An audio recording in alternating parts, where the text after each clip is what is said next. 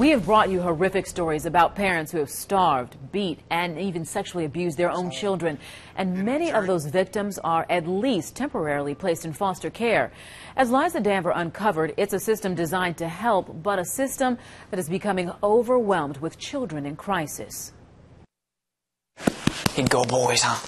Alton Arrasmith and younger brother Adriel are former foster children removed from their biological home because their parents were heroin addicts. Walking into the doors of my first foster home is just utter depression.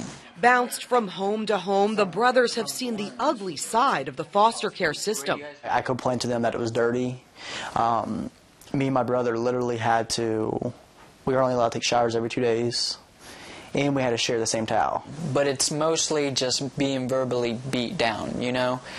Foster parents that they just tell you you're good for nothing, you can't do anything right, you're lazy. While Child Protective Services prohibits any type of verbal, physical, or emotional abuse at foster homes, they can't be there all the time. I do remember one time she said, you know, I could put soap in a sock and beat you, and it would leave no marks. To prevent such incidents, foster parents have to take parenting classes, become certified by the state, and pass a background check. The ones who are the best foster parents do it because they have a genuine concern for children and they want to help children. We realized how many kids were out there that were just great kids, and they just needed, you know, they need a safe place to be. Melissa and Jim have been fostering in Greene County for about 4 years. They believe so-called bad foster parents are rare. You have to do it because it's in your heart. You know, it can't be for any other reason. It's too difficult otherwise. Yeah. We have some children where we suspect they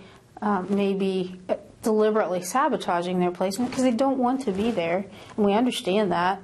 Child Protective Services admits sometimes problems do arise and a kid or two may have slipped through the cracks. But anytime a case of abuse or neglect is brought up, they say a caseworker always investigates it. That's very important to us, that kids are in a safe environment, you know, not in a cluttered home, not in a situation where they don't have food or they feel that they don't have clothing, because we do provide those things for our kids. In Montgomery County, caseworkers are assigned about 16 different cases. Greene County caseworkers juggle about 10 at a time. Keep in mind, each case can contain multiple children, and every foster kid must get a monthly home visit. I think that our caseworkers do a good job of staying on top of what's going on in the family. On average, foster parents like Jim and Melissa get about $20 a day per child to cover food, clothing, and other living expenses. Yeah, if you're doing it for the money, it's not worth it. Yeah, I mean, it's way too much work for the money.